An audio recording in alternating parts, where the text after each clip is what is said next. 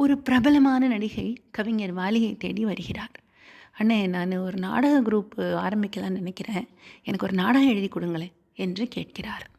"ரொம்ப செலவுக்கு ரொம்ப கஷ்டப்படுறேன். அப்படியே அந்த டாக்ஸிக்கும் பணம் கொடுத்துருங்களேன் அண்ணே." பணம் கொடுத்து அந்த அம்மாவை அனுப்பி விட்டுவிட்டு வாலி ஸ்தம்பித்து நின்றிருக்கிறார். ஏனெனில் அந்த அம்மையார் தமிழ் சினிமாவால் கொண்டாடப்பட்ட ஒரு மிகப்பெரிய நடிகை. வந்தவர்களுக்கெல்லாம் வாரி வாரி கொடுத்த வள்ளல் அந்த அம்மையார். பெரிய செல்வந்தரும் கூட. மற்றொரு இடத்தில் இசைக்கு தகுந்தவாறு கவிதை இயக்க வேண்டும்.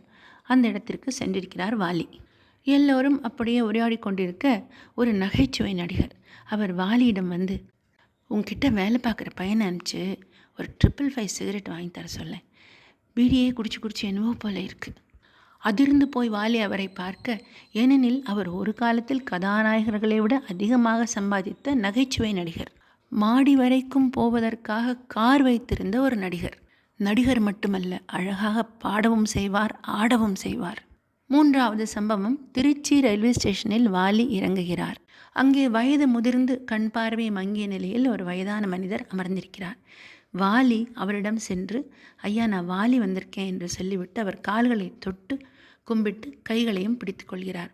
"அப்படியாப்பா வாலி, நீ நல்ல பாட்டு எழுதுறப்பா, நல்லா இருக்கியாப்பா" என்று கேட்கிறார்.